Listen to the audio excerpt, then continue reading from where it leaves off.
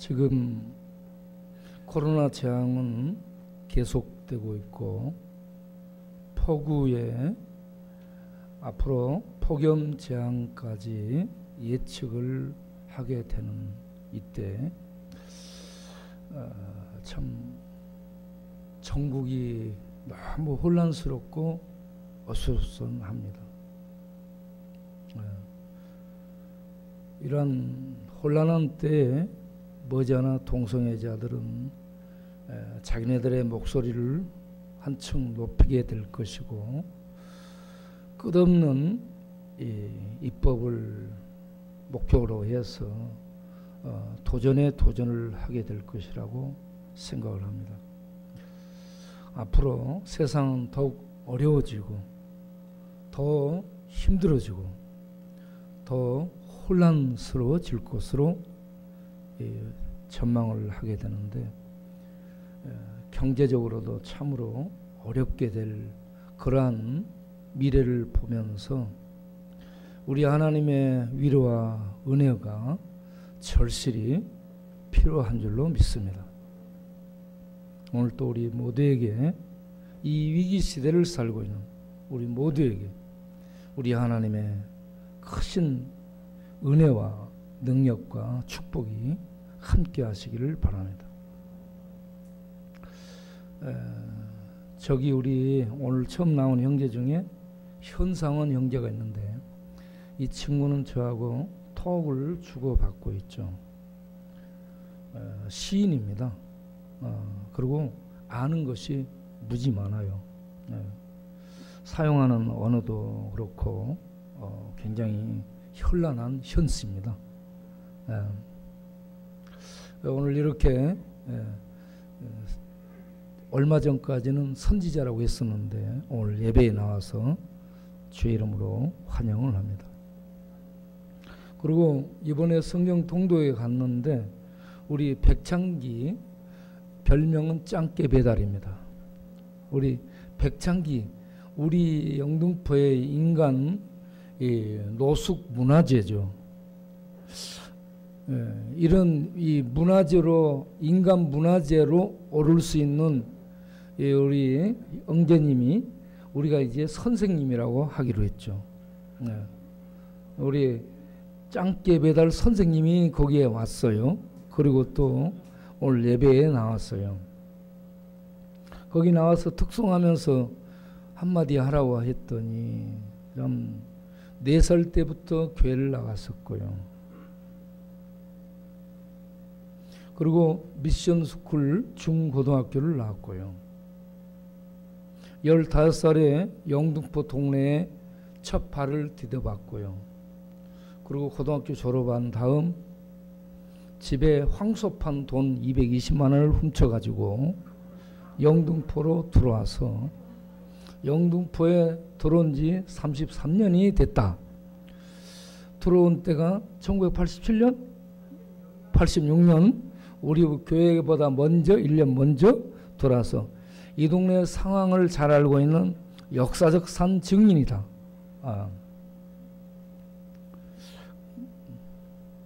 그리고 횟집도 했었는데 횟집도 말아먹고 그리고 요즘 짱깨 배달이 한 달 월급이 300만 원이 넘는답니다. 그걸 잘 하게 되면 돈을 모아서 저축할 수 있잖아요. 그런데 돈 벌어야 될 명분도 없고요. 돈 벌어서 어디에다 쓸 만한 그런 가치 있는 곳이 없고요. 그렇기 때문에 늘 술 마시게 되고 주저앉게 되는데 이름이 창기잖아요. 그리고 성이 백시예요. 그래서 제가 늘 얘기를 하죠. 100명의 창기에게 복음을 전해서 그들을 예수 믿도록 하라. 그래서 일찍 영등포 율락과 물을 먹겠다. 이곳의 박사입니다. 도사요. 그리고 전문가예요. 지금 선생님이죠. 그러니까 이러한 우리 도사께서 복음을 알고 예수님 믿는 믿음으로 굳게 서서 하나님의 성령에 붙잡힌 바 되어 살게 되면 이 지역에 많은 이 도움을 줄 수 있는 하나님의 일꾼이 될 수 있으리라 믿습니다. 그런 은혜가 있게 되기를 바랍니다. 사진을 잠깐 보도록 하겠는데요. 이번에 가서 성경 통독할 때 나와서 처음에 왔을 때는 정말 우중충했었습니다. 그런데 시간이 갈수록 얼굴이 빛나지고 밝아지고 그렇게 해서 저 보세요. 보기만 해도 행복해 보이잖아요.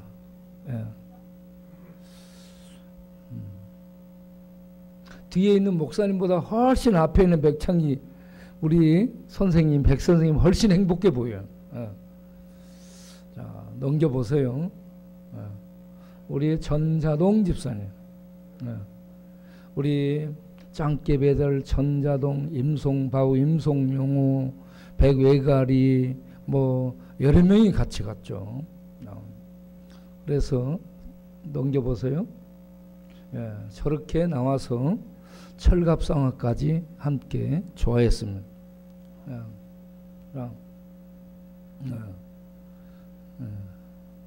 넘겨보세요.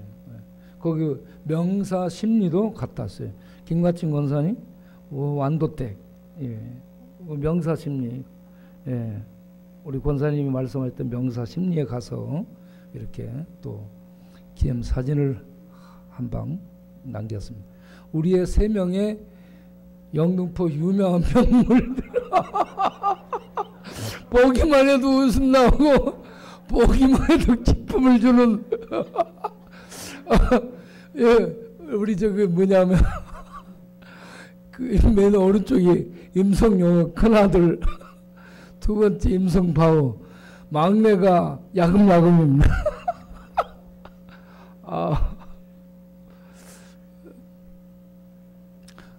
우리들이 모이게 되면 참 보기만 해도 아주 기쁘고 즐겁습니다. 이거는 뭐냐면 땅끝 이 해남 땅끝 마을인데요. 우리 거기에 선수 낚시 선수가 저기에 가면 민어가 잡힌 데에서 갔었죠. 그런데 그날 바람이 불고 파도가 많이 쳐서 못 잡았습니다. 입질만 하되 이 파도가 이렇게 굉장히 이렇게 일렁이고 그랬습니다. 그래서 못 잡았는데 저 멀리 바라다 보면요 이렇게 바다가 참 잔잔하고 파랗고 끝에는 하얗고 그리고 멋집니다. 바다는 고기는 못 낚았지만 바다를 보면서요 바다는 항상 파도가 일렁이고요 그 일렁이는 파도를 잔잔하게 전부 이렇게 품고 있는 것을 봤습니다. 아니요, 또 사진을 보겠어요. 계속 보면 그러고 와서 우리 영등포 동네 어제 밥 나눠주는 이 상황에서 저 형제가 말을 못합니다. 벙어리예요. 목 뒤에 혹이 있고요. 나이도 많고 그런데 꽁지머리가 이 친구를 내가 앞에서 이렇게 보고 있는데 1, 2, 3 세 방을 줘줬습니다. 그래서 얼떨결에 그냥 가만히 서서 맞았습니다. 쓰러졌어요. 그래서 제가 다가와서 잡아서 일으켜 드리게 됐습니다. 그리고 일으켜 가지고 이렇게 보니까 손에 코피가 묻어 있죠. 좀 더 넘겨보세요. 한 장 더. 이렇게 코피가 흐르고 그런 상황인데 말을 못해요. 표현도 못하고. 이러면 가서 본인이 신고해가지고 때린 사람의 이게 처벌을 요구하든지 뭔가 할 수 있는데 그것도 못하고 그냥 가만히 있어요. 그런데 아무도 나서는 사람이 없어요. 그래서 제가 파출소로 데리고 갔습니다. 파출소로 그 친구를 데리고 파출소로 갔죠. 때린 친구랑 같이. 그런데 그 때린 친구는 파출소 앞에 가서도 큰 소리 칩니다. 안티크리스트예요.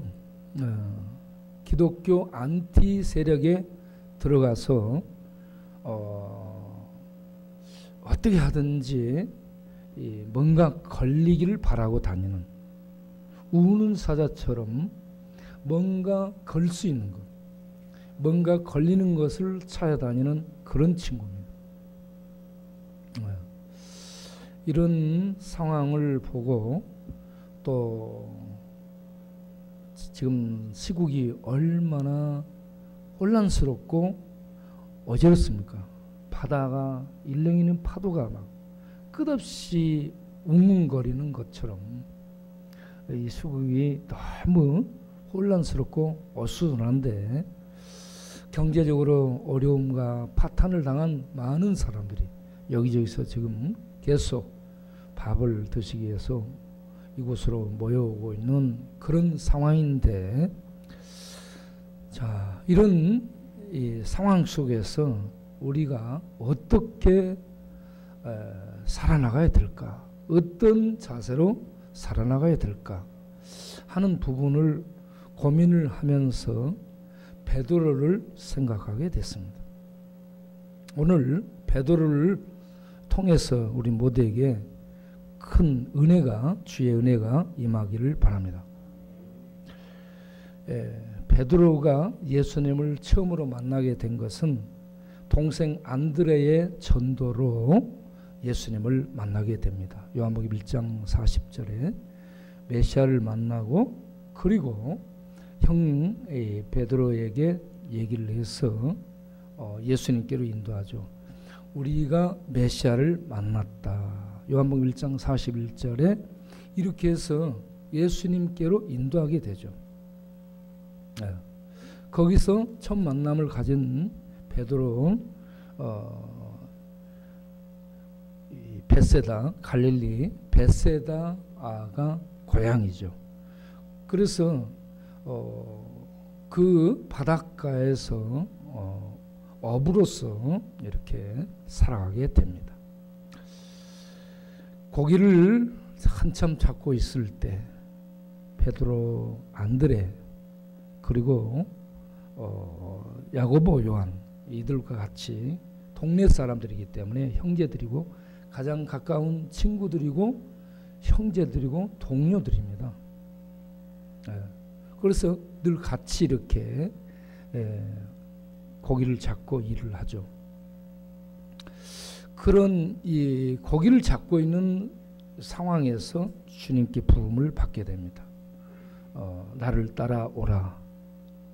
이제부터 내가 너희를 사람 낚는 어부로 삼겠다라고 마태복음 4장 18절 이하에 예수님이 그들을 부르시고 그들을 사람 낚는 어부로 쓰시겠다라고 그들을 사명을 말씀해 줍니다. 그런데 베드로의 본 이름은 시몬이죠. 그 아버지는 요한입니다. 그 베드로의 본 이름이 시몬인데, 시몬의 의미는 듣다라는 이러한 의미에서 온 것으로 이렇게 알려지고 있습니다. 시몬 이름이 많습니다. 그런데 이 시몬을 예수님이 만났을 때 뭐라고 얘기해요? 별명을 지어주죠. 개바라. 이제부터 널 개바라라고 하리라 라고 별명을 붙여줍니다. 이 개발은 아람어거든요. 그때 당시에 예수님 시대에 그곳에서 사용했던 용어가 아람어입니다. 아람어로 개바. 그리고 이걸 헬라어로 표현하면 베드로, 페트라 뭐 해서 이거에 피터 해가지고 반석이라는 의미를 갖는데, 우리 말로 우리 성경에는 베드로라고 계속해서 이렇게 얘기를 하고 있죠. 시몬, 게바, 베드로. 게바하고 베드로는 같은 말, 반석이라는 얘기입니다. 그런데 베드로를 보게 되면 전혀 반석으로 든든하게 믿을 수 있는 그런 모습만 있는 것이 아니라는 얘기입니다. 베드로의 이 모습들이 여러모로 참 불안정함을 보여줍니다. 그러나 또 결정적으로 필요한 때 할 말을 하고 그런 모습도 있습니다. 우리들의 모습하고 비슷하지 않은가. 필요한 때 옳은 얘기도 하고 참 결정적인 그러한 도움을 주기도 하지만 어떤 때는 마귀짓거리도 하고 사탄짓거리도 하고 그렇습니다. 그리고 정말 주님이 필요할 때는 없어요. 정말 주님이 필요할 때는 거기에 나서지 못하고 도망가 있고 숨어 있고 그렇습니다. 그래서 어쩌면 우리들의 모습하고 비슷한 그러한 베드로를 보면서 우리들의 모습을 돌아보고 그러한 베드로를 우리 주님이 이름대로 베드로로 성숙시키고 키워냅니다. 그래서 우리 모두도 오늘 베드로가 되기를 바라고요. 베드로로 키워지는 그런 은혜가 있기를 바랍니다. 그런 다음에 베드로전서 5장 오늘 6절부터 9절 말씀, 그가 아주 성숙된 상황에서 하나님의 심장으로 말씀한 부분입니다. 그래서 이 베드로를 우리들이 주목해 보고 연구해 보고 살펴보면 야, 우리의 모습이구나. 구약에는 야곱이 움푹짐푹합니다. 베드로가 신약에서는 움푹짐푹합니다. 그런데 하나님이 쓰시더라 이겁니다. 그리고 그에게 양을 맡깁니다. 그에게 교회를 맡깁니다. 그에게 복음을 맡깁니다. 완벽해서가 아니고 그러한 문제 많고 허참투성이, 약점투성이, 아주 불안정한 바다 물결처럼 출렁이는 불안정한 베드로입니다. 그러한 베드로에게 주님의 가장 귀한 교회와 양떼를 맡기고 말씀을 맡기고 복음을 맡깁니다. 그렇다면 우리들에게도 능히 그렇게 주님이 맡기시리라 믿습니다. 이 시대, 혼탁한 시대, 얼마나 술렁이는지 모르고 온 세계가 술렁입니다. 재앙은 계속될 것이고요. 기근과 지진과 천재지변과 이런저런 예고 없는, 예측할 수 없는 많은 사건들이, 재앙들이 쏟아질 겁니다. 그런 속에서 우리가 베드로처럼 다가오는 위기와 시련을 위해서 너희는 모든 것을 주께 맡기라, 두려워하지 말라 하는 이 말씀, 오늘 읽은 그 본문은 그런 내용입니다. 로마의 그 압제하에서 핍박과 조롱과 짐승의 밥이 될 위기 상황에 직면한 로마교회 성도들을 위해 그 앞부분에서는 너희에게 오는 불시름을 이상히 여기지 말라라고 하면서 오늘 읽은 말씀, 하나님의 능하신 손 아래에서 겸손하라. 그리고 두 번째는 너희 염려를 다 주께 맡기라. 왜냐하면 주께서 너희를 돌보시기 때문이다. 그리고 세 번째는 근신하라, 깨어라. 너희 대적마귀가 우는 사자처럼 두루 다니며 삼킬 자를 찾나니 너희는 믿음을 굳게 하여 저를 대적하라, 저와 싸우라 라고 말씀을 합니다. 왜 이런 말씀을 하게 됐는가 하면 베드로가 다 겪었습니다, 여러분. 겪었기 때문에 돌아보면서 그가 교회와 성도들을 지금 목양하면서 그들에게 다가올 이런 미래의 핍박과 이런저런 사단의 사자 같은 이빨이 너희들을 공격하고 핥히고 그렇게 그런 때가 곧 올 텐데, 그러한 때에 너희들 이렇게 믿음으로 서도록 해라 라는 의미에서 이 말씀을 전하고 있다라는 시대 상황을 먼저 이해를 하시고 오늘 말씀을 듣기를 바랍니다. 1세기의 최고의 이슈가 예수는 그리스도이신가, 예수는 하나님의 아들이 맞는가, 이게 최고의 이슈였죠. 최고의 문제였습니다. 그래서 제자로 부름받은 이 베드로와 그 제자들을 이끌고 가이사랴 빌립보에 개사로 갔다 오면서 주님이 묻죠. 야, 사람들이 나를 어떻게 생각하고 있더냐. 그러니까 어쩌고 저쩌고 어쩌고 합니다. 그러면 너희는 나를 어떻게 생각하느냐.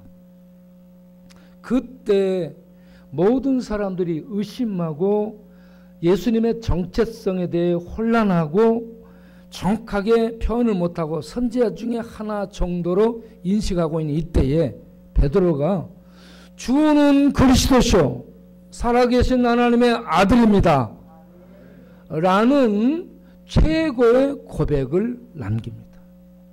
예수님에 대한 가장 명쾌한 정리, 예수님은 그리스도요, 예수님은 하나님의 아들입니다라고 모든 사람들의 혼란과 의심, 이런저런 추측들을 다 불식시키고 주가 그리스도이심을 선언을 하게 됩니다. 이런 때는 굉장히 귀하게 쓰임받죠. 마태복음 16장 16절 이하입니다. 그런데 이게 베드로의 실력이에요? 아니라고 그 다음 구절에 얘기합니다. 이걸 너에게 알려준 것은 하늘에 계신 아버지다. 할렐루야. 하나님의 은혜로 그렇게 예수를 그리스도로 하나님의 아들로 고백할 수 있게 되었다라는 얘기입니다. 이런 은혜가 세상은 지금도 예수님에 대해서 정확하게 알지를 못하기 때문에 많은 선생, 많은 철학자, 많은 위인들, 지도자들의 말을 듣고 따르고 있습니다. 그러한 우리 이 세상에서 예수를 그리스도로 하나님의 아들 하나님으로 알고 믿고 고백하고 따를 수 있는 우리가 되기를 바랍니다. 그런데 그렇게 되는 것이 우리의 실력이 아니고 우리의 머리가 아니고 우리의 결심도 아니고 하나님의 은혜인 줄로 믿으시길 바랍니다. 하나님의 은혜 베푸심이 없으면 우리는 그렇게 알 수도 없고요, 그렇게 고백도 할 수 없습니다. 그런 하나님의 은혜 베푸심이 있기 때문에 베드로가 예수님을 알고 고백한 줄로 믿습니다. 그런데 그렇게 고백한 다음에 예수님이 예루살렘에 올라가서 장로들과 대제사장들과 서기관들에게 잡혀서 이제 고난을 받고 죽고 다시 3일 만에 살아날 것을 말씀하거든요. 그러니까 베드로가 바로 아까는 하나님에 의해서 고백을 했는데 이번에는 자기 생각으로 말합니다. 주여, 그리하면 안 됩니다. 그렇게 죽으면 안 됩니다. 죽는다는 말이 꽂힌 거예요. 그래서 베드로가 예수님은 그 일을 하러 오셨는데 죽으면 안 됩니다. 그러면서 말리죠. 그러니까 주님이 네가 하나님의 일은 생각하지 않고 사람의 일을 생각하느냐. 사람의 관점에서 너 나 보고 지금 이 나를 위한다는 말을 하는데 그거 너 사탄의 생각이다 하면서 사탄아 물러가라 라고 예수님이 지적을 합니다. 우리가 교회에서 하나님의 이 위대한 고백들을 하며 하나님의 영광을 드러내는 일을 할 수도 있고요, 때로는 인간적으로 내 생각이 들어가서 이렇게 마귀적이고 사탄적인 하나님의 일에 해방이 되는 이런 일을 할 수도 있다라는 얘기입니다. 자, 이러한 위대한 고백을 했던 베드로는 예수님이 베스다에서 오병이어로 수많은 모인 군중을 먹이죠. 그러고 난 다음에 그들이 이 떡이 떨어진 다음 예수님이 말씀하자 갑니다. 그러니까 예수님이 제자들에게 묻습니다. 너희도 가려느냐라고 묻습니다. 그러니까 베드로가 뭐라 해요? 그때도 베드로가 나서서 정리를 해줍니다. 주여, 영생의 말씀이 주께 있사온데 우리가 어디로 가겠습니까? 요한복음 6장 68절. 이와 같이 귀한 말씀을 해줍니다. 필요한 때 아주 귀한 말씀을 합니다. 얼마나 멋집니까? 그런데 마지막 만찬을 한 다음 주님이 너희가 오늘 밤에 다 나를 버리리라. 그러니까 뭐라고 얘기합니까? 주여, 다른 사람들은 다 주를 버릴지라도 나는 주를 버리지 않겠습니다. 마태복음 26장 33절 이하에 나는 주님을 버리지 않겠습니다 라면서 장담을 합니다. 그러니까 다른 제자들도 우리도 동일합니다. 우리도 그렇게 우리도 주와 함께 죽을지라도 주를 버리지 않겠습니다라고 장담을 합니다. 그런데 주님이 오늘 밤에 다굴기 전에 네가 나를 3번 부인하리라 라고 얘기합니다. 이렇게 큰 소리 쳤죠. 따르고 싶은 마음이죠. 그런데 주님이 겟세마네에서 동산에서 기도하죠. 기도할 때에 정말 깨어서 기도하고 함께 해야 됩니다. 그런데 단 한 시간도 깨어서 기도를 못합니다. 주님이 십자가를 이제 바로 눈앞에 두고 있는 상황에서 기도를 하잖아요. 주님은 기도를 하는데 단 한 시간도 기도를 깨어서 하질 못합니다. 주님이 기도가 필요할 때 기도하며 함께 제자로서 동참해야 되는데 함께 해주지 못한 베드로를 볼 수 있습니다. 좀 이따 동이 오면서 대제사장들의 군병들이 들이닥칩니다. 예수님이 잡히죠. 그러니까 베드로는 대제사장의 말고 그 종의 귀를 쳐서 예수님을 지키려고 합니다. 그러니까 예수님이 거기서 떨어진 귀 조각을 들어서 붙여주죠. 여러분, 떨어진 귀 이렇게 바로 붙이면 붙겠어요? 수술해야 되잖아. 칼로 잘라버렸는데. 그런데 예수님이 그걸 붙여주잖아요. 이렇게 전능하신 분이에요. 네. 그러면서 칼을 집에 꽂아라. 칼을 든 자는 칼로 망한다 라고 하면서 가자라고 합니다. 그러니까 예수님과 함께 기도하러 갔던 제자들은 예수님이 잡혀가니까 다 도망가 버립니다. 다 도망가. 그런 다음 예수님이 두들겨 맞고 십자가를 짊어지고 골고다를 향해 걸어갑니다. 얼마나 많이 맞았으면 자기 몸 지탱하기도 힘든데 거기다 십자가까지 짊어지고 가니 얼마나 힘들겠습니까? 그러면 그러한 때에 제자로서 십자가를 짊어지는 일에 뛰어들어와서 그 십자가를 쓰러진 주님 대신에 부축이 일으키면서 자기가 대신 짊어진다든지 베드로가 그렇게 했으면 얼마나 멋져요. 그런데 그는 도망가 버리고 모습이 보이지 않습니다. 그때에 덩치 큰 구레네 시몬을 대신 이 십자가를 짊어지게 합니다. 거기도 시몬이에요. 이 베드로 시몬은 도망가 버리고 없습니다.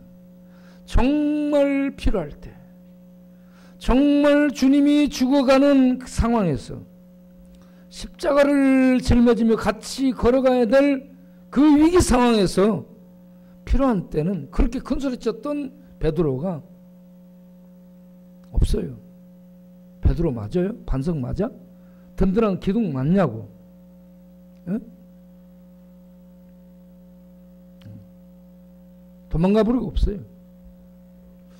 여러분, 우리가 마음에는 원이로 돼, 큰 소리는 쳤대, 주님이 정령 필요할 때 그 자리에 있지 못하고 베드로처럼 도망가 버리고 없는 그러한 비겁한 모습을 보이는 것이 우리가 아닌가. 그 앞에서 3번 또 부인을 하죠. 예수님을 인정해야 될 믿음의 고백을 했던 그가 그 고백을 언제 했는지 이제는 모른다고 막 이렇게 비겁해지는 베드로. 주님이 필요할 때 거기에 있지 못한 베드로. 주님이 기도하는 동안에 1시간도 기도를 함께하며 동참하지 못한 베드로. 그리고 주님이 죽으시고 부활한 다음 막달라 마리아와 여자들을 통해 부활했다라는 것을 제자들에게 알리죠. 그걸 막달라 마리아가 알려줘요. 주님 무덤에 갔더니 무덤이 비어있고 주님 보이지 않더라. 얘기를 하죠. 그러니까 그 주님이 부활했다라는 것을 믿지를 못하는 제자입니다. 믿지를 못해. 요한복음 21장 9절을 보게 되면요, 제자들의 말을 듣고 돌아오는 베드로와 요한이 무덤 가서 확인하고 9절에 가로해 가지고 뭐라고 되어 있냐면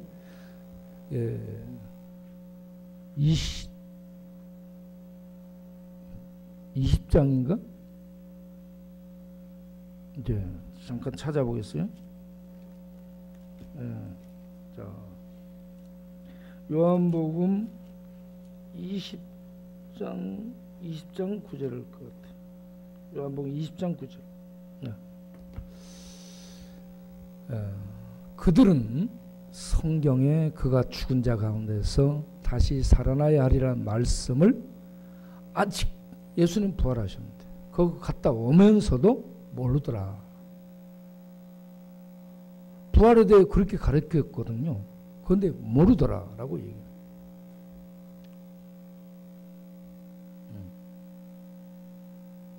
자, 여기까지 보면 믿음이 있는데 믿음이 없고요. 정말 필요할 때 없어요. 그런데 그 베드로와 제자들을 갈릴리에서 다시 만나잖아요. 부활하신 주님이. 예루살렘에서 갈릴리로 보내요. 그래 갈릴리에서 만나요. 그래가지고 요한복음 21장이 시작이 되는데 요한복음 21장 15절 이하에서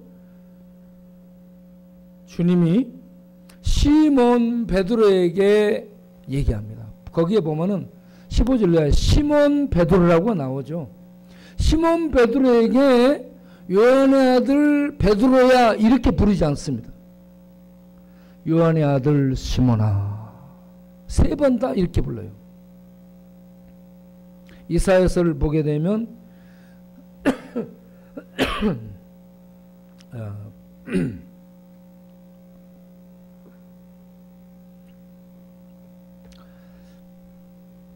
야곱을 부를 때 아브라함의 자손 야곱아, 너희 이스라엘 사람들아 라고 부르죠. 거기에 세 이름을 동시에 불러요. 그런데 여기서 보면 시몬 베드로라고 한 다음에 주님이 부를 때는 요한의 아들 시몬아라고 옛 이름으로 계속 부릅니다. 그가 베드로가 아직 못된 거예요. 베드로가.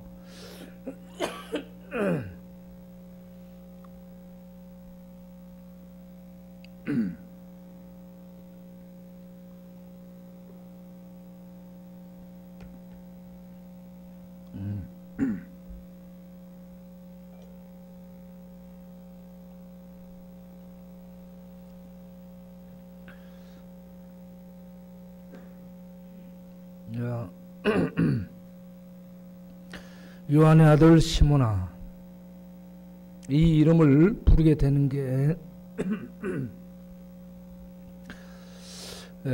시몬 베드로야 하지 않고 요한의 아들 시몬아, 옛 이름으로 부르고 있다는 거예요. 여러분,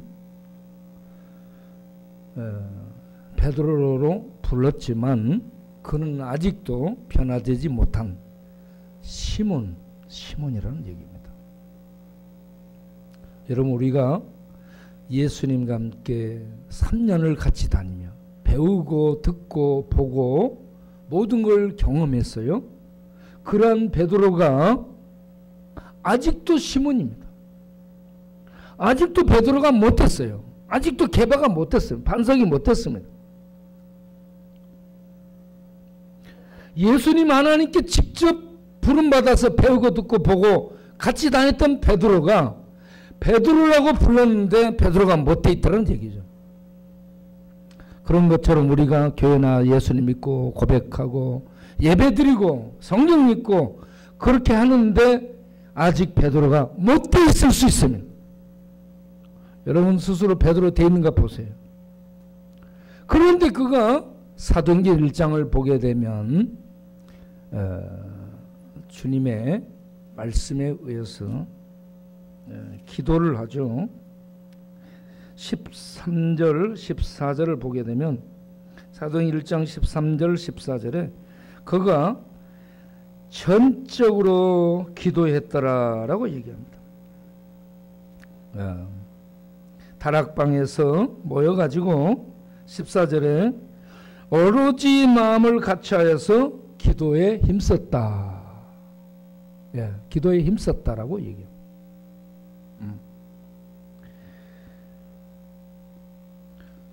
기도에 실패했던 베드로가 주님 부활을 목격한 다음 전적으로 기도하기 시작합니다. 여러분 기도하시기 바랍니다. 기도에서 하나님의 성령의 능력이 임합니다. 그러자 베드로가 달라지게 됩니다. 그래서 2장에서 보게 되면 베드로가 2장 14절에 베드로가 열한 사도와 함께 서서 소리를 높여 이르되 유대인들과 예루살렘에 사는 모든 사람들아 내 말에 귀를 기울이라. 할렐루야. 무서워서 도망 다니고 문도 못 열고 숨어 있었던 베드로가 이제는 모든 유대인들, 공회원들, 그 권력층들 앞에서 담대하게 여러분 유대인들이여 내 말을 들으시기 바랍니다. 이건 뭔 말이야? 배째라 이 말이에요. 잡아가려면 잡아가고 나를 죽이려면 죽이고 마음대로 해라. 이제는 뭔가 얻은 겁니다. 뭔가 확신 속에 들어간 겁니다. 무슨 확신 속에 들어갔을까요? 주님의 부활을 목격하고 죽어도 다시 사는 부활, 하나님의 부활 생명을 목격했습니다. 세상이 핍박하고 죽인다 해도 죽지 않는 부활 생명을 예수를 통해 확신하게 된 겁니다. 그 주님이 올라가셔서 성령을 보내신다 했는데 성령이 왔어요. 성령의 충만함을 입었어요. 그러니 이제 볼 것이 없는 거예요. 두려울 게 없는 거예요. 그래서 막말을 하는 거예요. 여러분 세상의 최고의 권력의 칼이 하나님의 생명의 칼을 죽일 수 없습니다. 해칠 수 없습니다. 그 강력한 하나님의 생명을 그가 소유했고 그 안에 있고 그 생명을 전하도록 복음, 생명의 복음을 위임 맡았으니 이제 그가 일어서서 유대주의 앞에, 유대 권력 앞에 담대히 있어서 말씀을 외치게 됩니다. 그리고 4장을 가서 보게 되면, 사도행전 4장을 가서 보게 되면 4장 18절에 사도들이 다 잡혀요. 그들을 불러 경고하여 도무지 예수 이름으로 말하지 말라, 가르치지도 말라. 그러니까 베드로가 뭐라고 얘기하니까, 하나님 앞에서 너희 말을 듣는 것이 옳으냐, 아니면 하나님 말씀 듣는 것이 옳으냐, 너희 똑똑하니까 판단해봐. 이런 식으로 담대하게 얘기를 합니다. 세상은 항상 유대주의처럼 칼날을 들이대고 하나님의 복음을 말 못하도록 입 닫게 만듭니다. 이게 마스크 시대죠. 그렇다고 해서 우리가 말을 않고 있으면 되는가? 베드로처럼 우리는 어떤 시대 상황 속에서도 하나님의 이귀한 생명의 말씀을 전할 수 있는 하나님의 입이 되어야 될 줄로 믿습니다. 세상 입은 닥치고 마스크 쓰라는 거예요. 세상 입은 좀 닫아라 이 말이에요. 하나님의 말씀을 전하는 입을 좀 열 수 있도록 그렇게 하시기를 바랍니다. 자, 그 다음 5장에 가서 보면 5장 40절부터 보면은요,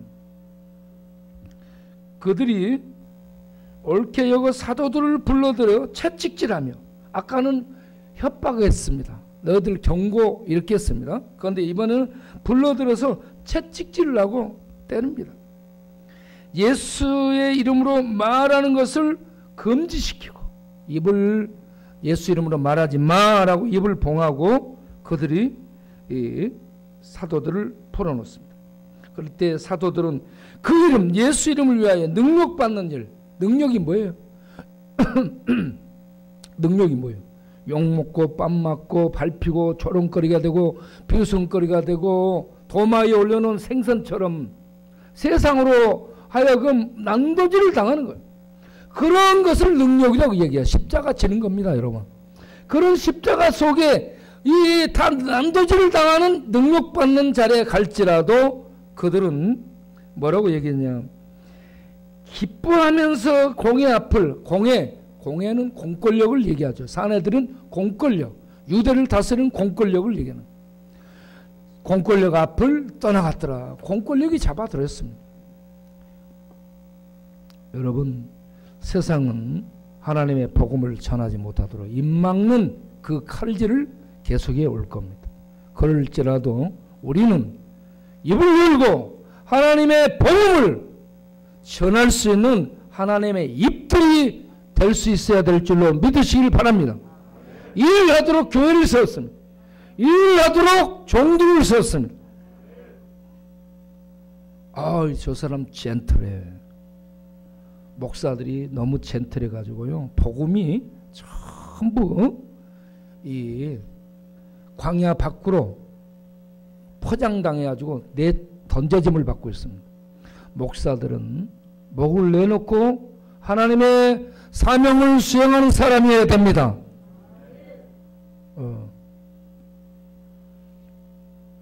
목사들의 목은 지 것이 아니에요. 따라서 합시다. 목사들의 목은 지 것이 아니고 주님 것이다. 주님을 위해서 목을 내놓고 밟히면 어떠고 욕먹으면 어떠고 어떤 일을 당하면 어때요? 그럴지라도 복음을 전할 수 있도록 해야 됩니다. 그런데 젠틀해 그러면서 그냥 얘기를 못해요. 그러면 유럽처럼 무너지고 루마니아처럼 공산화되고 말을 못하게 되는 이런 체제가 들어와서 예수 말하지 마, 책 읽지 마, 예배 드리지 마, 밟아버리고 잡아가고 죽이게 되는 이런 상황에 처하게 될 겁니다. 지금 우리는 민주사회죠.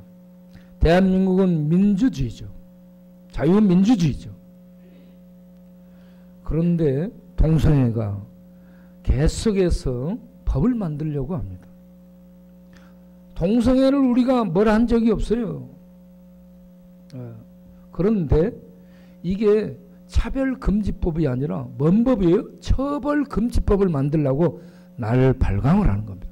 복음. 왜 그래요? 교회가 말하는 이게 죄를 죄라고 지적하기 때문에 그걸 막겠다는 얘기입니다. 여러분, 죄를 죄라고 지적할 수 있는 그런 우리 대한민국이 될 수 있기를 바랍니다. 대한민국은 이 나라의 국권으로 이 죄를 죄로 말할 수 있는 교회의 권리인을 보호를 해줘야 돼요. 이걸 보호해 주는 게 국가기관의 역할입니다. 이걸 막으면 안 됩니다. 국회 입법에 참여하는 국회의원들이 똑똑한데 멍청한 것 같아요. 이걸 못하도록 막는다면 나라 망하게 만드는 거예요. 우리는 그런 멍청한 국회의원들을 입을 막아야 되고, 그런 일을 할 수 없도록 우리 국민의 성경적 진리의 소리를 낼 수 있어야 됩니다.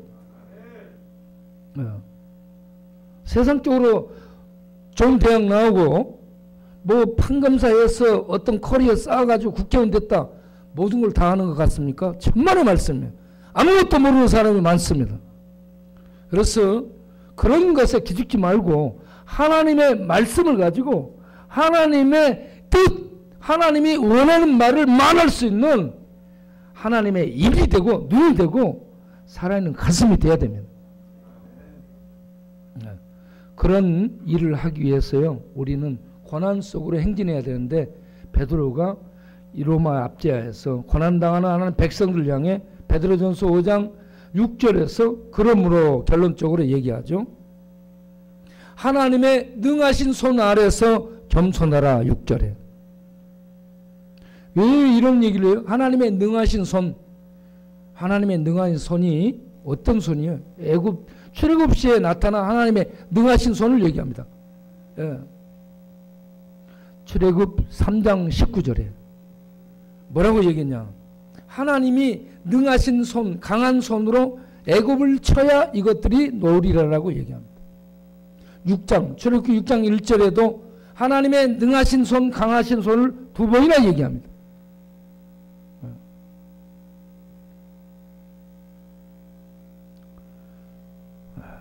그거 나오죠. 6장 1절에 하나님의 강한 손으로 그들을 쳐야 그들이 놓으리라라고 얘기합니다. 하나님의 이 강한 손을 이 베드로가 예수님을 통해 본 겁니다. 문둥병자가 치료받고 소경이 눈을 뜨고 죽은 자가 살아나고, 그리고 십자가에 죽었다가 죽음을 죽이고 부활했어요. 이 하나님의 능하심을 본 겁니다. 하나님의 강하심을 본 겁니다. 그래서 하나님의 능하신 손이 지배하고 통치하니까 그 안에서 하나님이 하시도록 가만히 있으라, 겸손하라, 너희들이 할 것처럼 나서지 마라, 겸손하라, 이 말입니다. 베드로전서 5장 6절에 하나님의 능하신 손 아래서 겸손하라. 7절에 너희 염려를 메림나, 염려가 메림나요. 이게 늑대가 물어가지고 목을 조이는 걱정, 근심, 염려를 얘기하는데, 그 염려를 시편 55편 22편에 22절에 너희 짐으로 얘기한 것입니다. 짐을 염려라고 얘기해요. 이 짐을 여호와께 맡겨버리라 라고 얘기합니다. 맡겨버리라. 왜 그런가? 이는 그가 너희를 돌보십니다. 돌보신다라는 이 말이 하나님이 돌아보시다 하는 얘기입니다.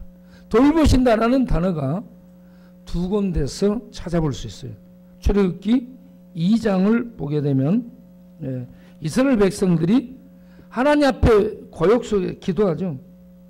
출애굽기 2장 25절에 하나님이 이스라엘 자손을 돌보셨고 아멘 돌아보셨더라 하는 얘기입니다.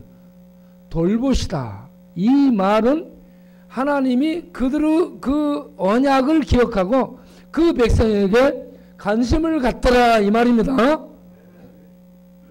다음 룻기 1장 6절을 보게 되면 하나님이 예루살렘 자기 백성들이 사는 곳을 돌보셨더라, 권념하셨더라. 그 땅에 흉년이 들어서 엘리멜렉 가정이 모압 땅으로 이주 갔죠. 거기 가서 남편 엘리멜렉 죽고 기름 말론 두 아들을 죽고 거지대에서 돌아오게 되는 나오미가 돌아올 때 왜 돌아와요? 예루살렘에 하나님이 돌보시다 이 말이 파카드라는 말이 하나님의 비지팅을 얘기합니다. 하나님이 방문하는 거예요. 하나님이 관심을 가지고 그곳을 주목한 다음 그곳에 방문해서 그들에게 필요를 채워주신 것을 의미합니다. 어떻게 해서 이런 방문이 있게 돼요? 기도해서. 하나님 앞에 이스라엘이 기도했더니 하나님이 언약을 기억하고 그 백성을 돌아보시고 방문하시고 찾아오셔서 축복하시더라 이 말씀입니다. 여러분, 우리들이 예수 믿고 살아가는데 이 땅에서 근심 걱정 없어요? 얼마나 많습니까? 그 많은 근심 걱정을 가지고 근심 걱정 짐에 눌려 죽지 말고 너희 염려를 주께 맡겨버리라. 할렐루야. 뭔 말이요? 기도하라. 기도로서 맡기는 겁니다. 맡기면 주님이 돌보십니다. 방문하십니다. 주님이 찾아오셔서 그 크신 능하신 손으로 해결해 주십니다.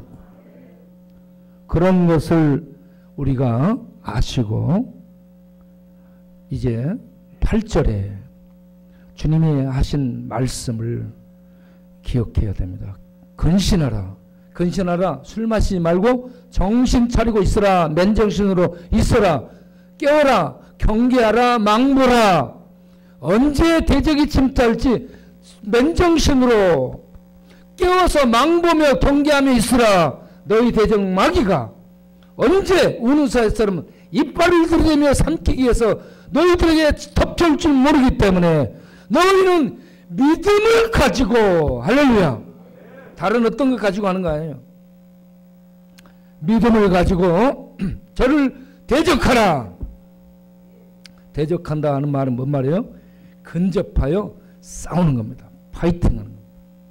싸우라 이 말. 마귀를 대적해서 도망가라. 도망가면 안 됩니다. 예수 이름으로 싸우기를 바랍니다. 예수님이 이미 십자가에서 장악을 했어요. 제압을 했습니다. 이거는 뭐예요? 지금 으르렁거리는 소리를 내고 덤비고 있습니다. 아무것도 아닙니다. 예수 이름 앞에 무너지는 아무것도 아니에요. 소리만 있습니다. 무서워하지 마시고 세상이 공권력과 세상이 이런저런 과학, 무신론 과학가, 철학가, 그리고 그들의 세력들, 동성애자들, 이 악의 세력, 그리고 이 앞에 안티, 그 친구가 안티 이 기독교 세력 속에 들어가서 뭔가 트집을 잡기 위해서 왔다 갔다 하고 있습니다. 뭐 하나 걸려라. 이렇게 울부짖는 사자처럼 안티 세력들이 교회를 능력을 보고 어떻게든지 교회에 입맞고 복음을 전하지 못하게 하고 이 죄를 죄로 지적하지 못하도록 만드는 그런 세상을 만들기 위해서 법안을 만들기 위해 아주 난리죠. 우리는 그러한 것들과 싸울 수 있는, 기도로 싸우고 말씀으로 싸우고 예수 이름으로 싸워나가는 용맹을 발휘하는 하나님의 사람들로 이 땅에 남아있길 바랍니다. 그래서 여기에 베드로전서 5장 믿음을 굳게 하여 저를 대적하라. 대적하라는 이 단어가 안티스템입니다. 안티와 히스테미가 결합했는데 안티는 뭐냐? 대항하라 이 말이에요. 히스테미는 뭐냐? 서다 이 말입니다. 대항하여 서라. 물러서지 마라 하는 얘기입니다. 우리 예수 믿는 사람들이 이 사탄의 세력들, 악의 세력들과 대항해서 싸우는 하나님의 용사로 이 땅에 남아 진군할 수 있는 우리 모두 되기를 바랍니다. 자, 기도하겠습니다. 들어가세요. 끄지 마세요. 살아계신 하나님 아버지, 하나님은 강하신 하나님이십니다. 능하신 하나님입니다. 기도를 들으시는 살아계신 하나님입니다. 기도를 들으시고 그 백성을 찾아오시고 그 백성에게 필요한 것들을 공급하시고 그 백성과 함께 하시는 하나님이심을 믿습니다. 그 하나님이 말씀합니다. 두려워하지 말라. 내가 너와 함께 함이니라. 놀라지 말라. 나는 내 하나님이 됨이니라. 내가 너를 굳세게 하리라. 참으로 내가 너를 도와주리라. 참으로 나의 의로운 오른손으로 너를 붙들고 가리라. 내가 너를 구원하리라. 내가 너를 구제하리라. 내가 너를 구체적으로 도우리라. 하나님 이 말씀 듣고 힘을 내서 이 땅에 남은 자로 하나님의 이름을 들고 나아가 싸우며 전진하는 하나님의 용사들이 되게 하여 주옵소서. 예수님 이름으로 기도하옵나이다. 아멘. 찬송가 370장을 부르며 헌금하겠습니다.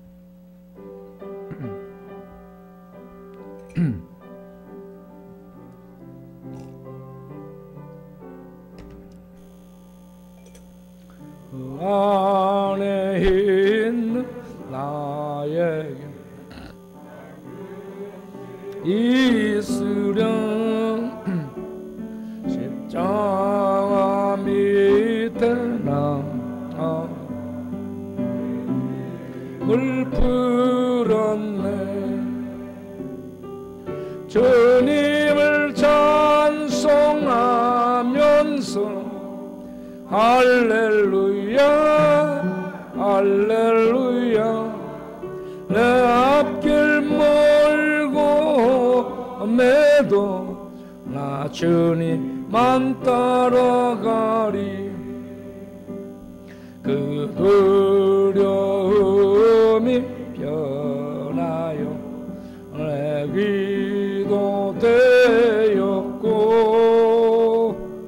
전날의 안숨 변하여 내 노래 되었네. 주님을 찬송하면서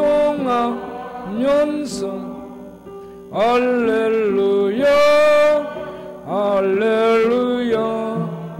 내 앞길 멀고 매도 나 주님만 따라가리. 내 주는 자비하셔서 늘 함께 계시고 내 궁핍함을 아시고 늘 채워주시네.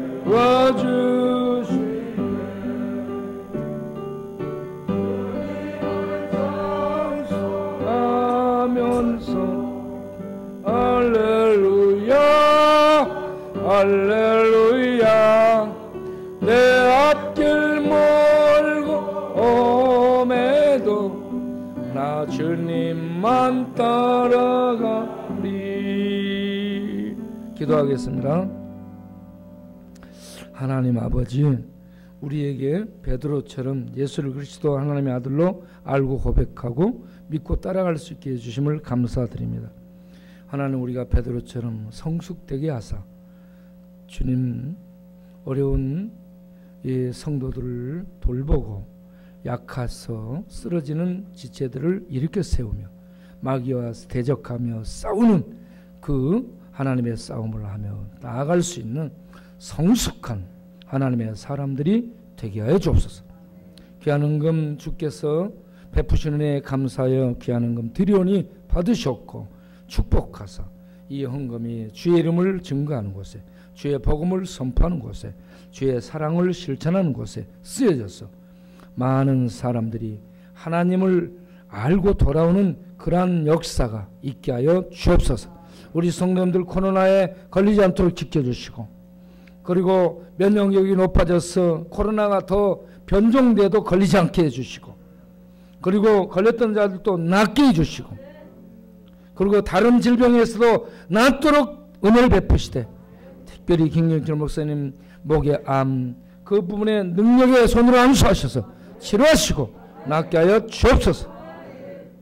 우리 성도님들 코로나 재앙 속에서도 물질적으로 복주여서 더 많이 나누고 베풀고 주의 일을 감당하도록 은혜 베풀어 주옵소서.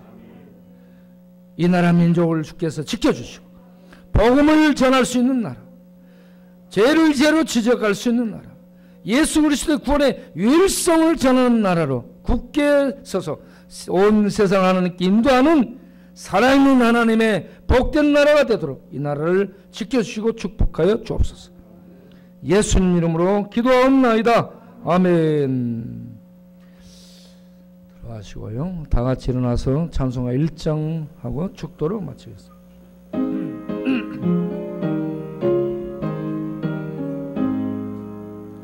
만목의 근원 하나님 온 백성 찬송 드리고 저 전사요 찬송하세. 찬송 성부 성자 성령 아멘. 이제는 우리 주 예수 그리스도의 은혜와 우리 아버지 하나님의 영원하신 사랑과 성령의 믿음 주신가 거듭나게 하신가 내주 교통하신가 사랑하며 섬기며 예배드리며 기도하며 말씀 읽으며 예수 복음을 전하며 마귀와 정적 전투를 벌이며 죽어가는 영혼을 건지고 구원해내는 하나님의 일들을 감당하도록 능력으로 지혜로 하늘의 불로 역사하는 성령님의 충만하심이 오늘 또 베드로처럼 성숙되기를 원하며 주의 말씀 듣고 일어서는 모든 하나님 백성들 머리 위에 영원토록 함께 하시기를 간절히 축원하옵나이다. 아멘.